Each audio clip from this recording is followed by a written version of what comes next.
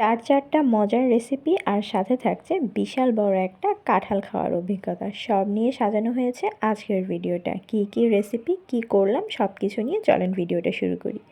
Hello everyone, আসসালামু আলাইকুম। সবাইকে আরও একটা নতুন ভিডিও দেখার জন্য ওয়েলকাম করছি। কেমন আছেন আপনারা? কে কোথা থেকে ভিডিও দেখছেন অবশ্যই কমেন্টে জানাবেন। আর নতুন হয়ে থাকলে প্লিজ চ্যানেলটা একটু সাবস্ক্রাইব করে দিন।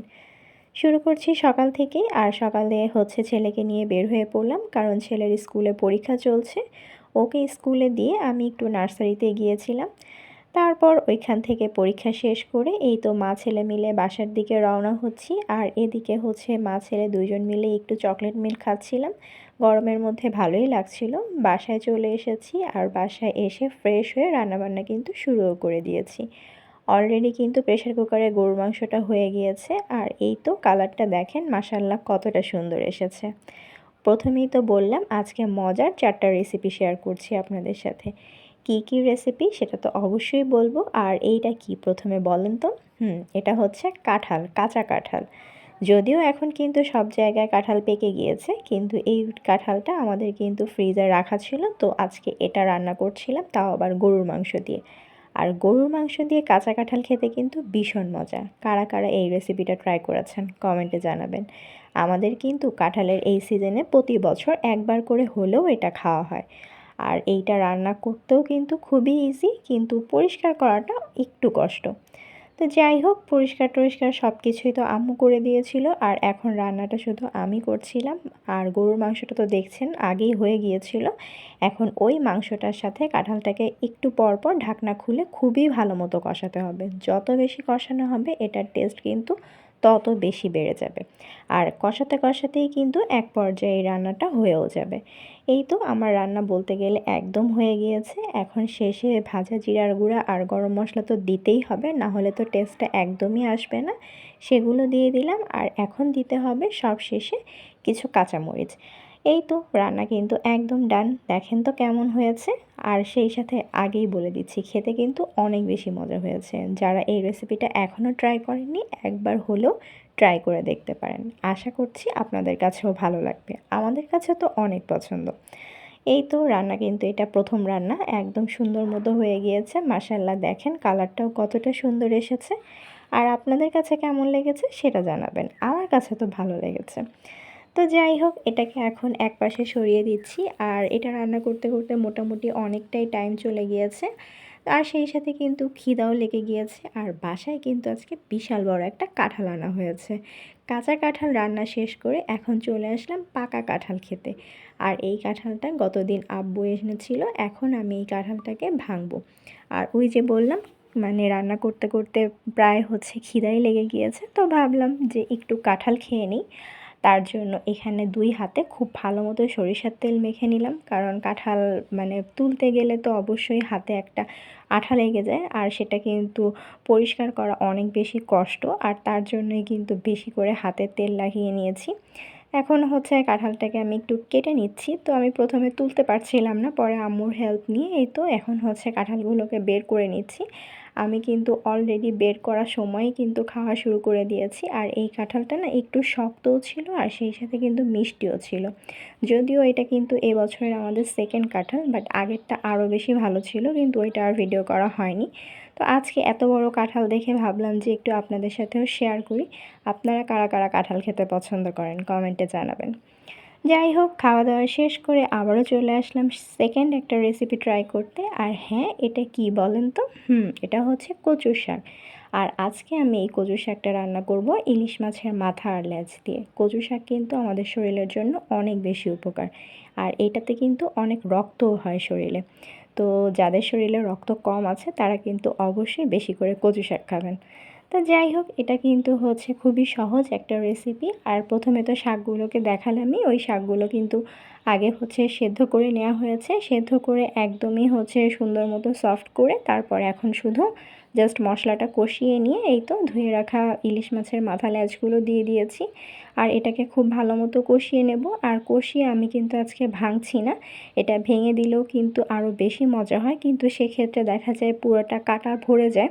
তো এ কারণে আমি আজকে জাস্ট কষিয়ে দেখতেই পাচ্ছেন এই তো এগুলোকে সবগুলোকে উঠিয়ে নিচ্ছিলাম। তারপর এই মশলাটার মধ্যে আমি আগে থেকে সেদ্ধ করে রাখা তারপর হচ্ছে কচু শাকটা দিয়ে দিলাম।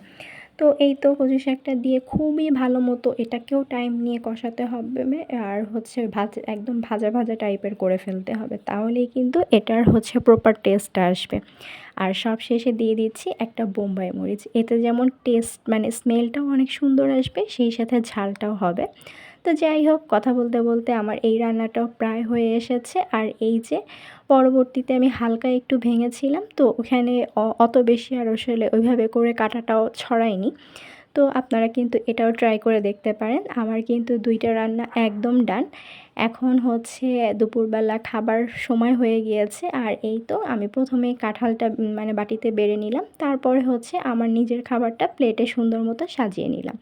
এখন বসে পড়েছি খাবারটা খেতে। এত মজা হয়েছিল দুইটা রান্না, আজকে মনে হয় আমি মানে ডাবল ভাত খেয়ে ফেলেছি। খুবই মজা হয়েছে খাবারটা খেতে। ট্রাস্ট মি, আপনারা কিন্তু অবশ্যই একবার হলেও ট্রাই করে দেখতে পারেন। আর কারা কারা এখনও খাননি সেটা কিন্তু কমেন্টে জানাবেন।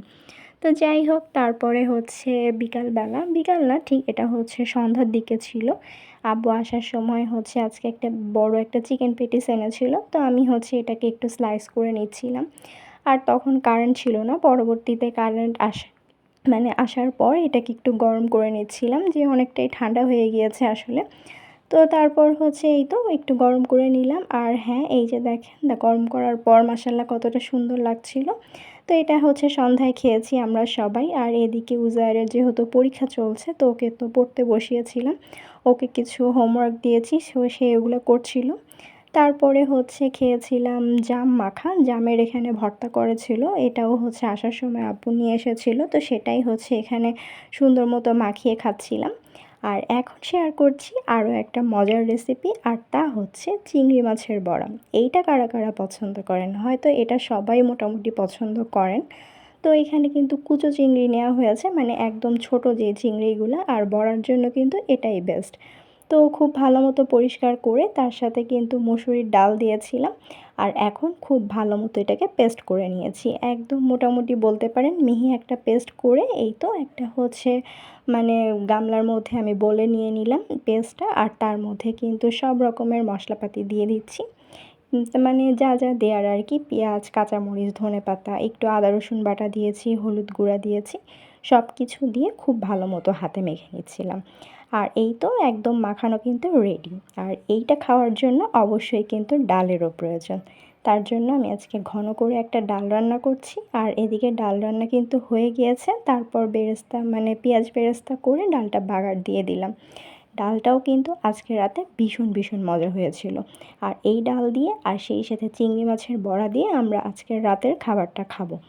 তো এই তো এখন হচ্ছে গরম গরম ভেজে নিচ্ছিলাম। আর এটা কিন্তু গরম গরম খেতেও কিন্তু অনেক বেশি মজা লাগে, শুধু যে মানে ভাত দিয়ে খাওয়া যায় তা কিন্তু না, এটা কিন্তু স্ন্যাক্স হিসেবেও বিকালের নাস্তায় চায়ের সাথেও মানে খুবই মজা করে খাওয়া যায়। তো যাই হোক, আমি কিন্তু একটু গোল্ডেন ব্রাউন করেই ভেজে নিচ্ছি, আর একটু ক্রিস্পি করে ভাজলে কিন্তু বেশি মজা লাগে খেতে। বলতে বলতে আমার এক ব্যাচ মোটামুটি ভাজা হয়ে গিয়েছে। আর অতটুকু চিংড়ি মাছে কিন্তু আমার মোটামুটি অনেকগুলো বড়া হয়েছে। তো এই তো দেখতেই পাচ্ছেন, দেখেন মাশাআল্লাহ কালারটা কতটা সুন্দর এসেছে।